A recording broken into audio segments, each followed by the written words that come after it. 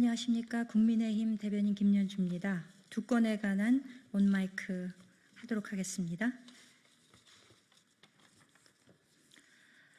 민주당은 하루속히 금투세에 대한 명확한 입장을 내놓기 바랍니다. 금투세 시행까지 겨우 80여일 남은 현재까지도 아직 민주당은 금투세에 대한 결론을 내리지 못하고 있습니다.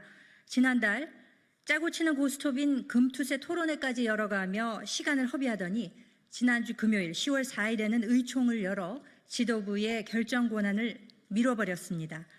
시간이 계속 흐르고 있지만 민주당 지도부의 침묵은 그대로입니다. 더구나 어제 민주당 대변인은 금투세 결론이 언제 나올지 모르겠다, 마감 시한이 결정된 바 없다고 했습니다.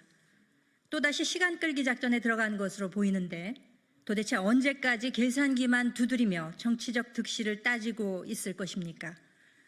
민주당이 시간을 질질 끄는 동안 국내 증시의 불확실성은 높아만 가고 혼란은 가중되고 있습니다. 우리 증시에서 금투세발 엑소더스가 아니라 민주당발 엑소더스가 전개되고 있는 것입니다. 이재명 방탄을 위해 보여줬던 민주당의 적극성은 도대체 어디로 사라진 것입니까? 당대표 방탄을 위해서라면 입법 폭주, 탄핵 청문회 등 가릴 것 없이 밀어붙이더니 정작 국민 경제에 막대한 영향을 미치는 먹고 사는 문제에 대해서는 하세월인 것입니까? 이렇게 민주당이 금투세에 대한 무기력한 모습만 보이는 것은 결국 방탄이 먼저고 경제와 민생은 뒷전이라는 것을 스스로 인정하는 것이나 다름없습니다. 더 이상 무책임하게 시간을 끌지 마십시오. 민주당은 조속히 금투세에 대한 입장을 밝히기 바랍니다.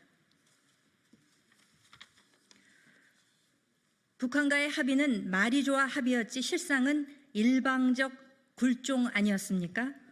문재인 전 대통령이 지난 2018년 남북철도 연결 사업을 진행하면서 북한에 금수품을 보낸 사실이 뒤늦게 알려졌습니다.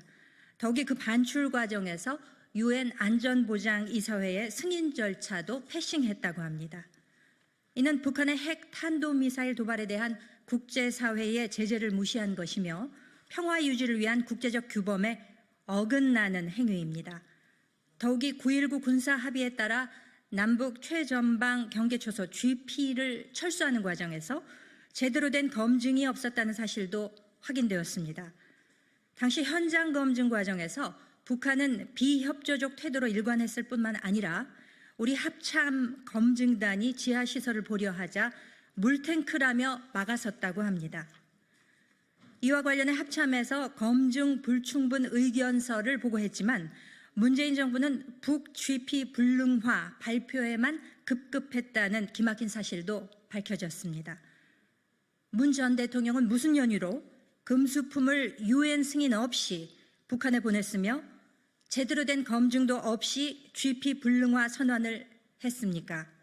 왜 유독 북한에 그렇게 일방적이며 굴종적이어야만 했습니까?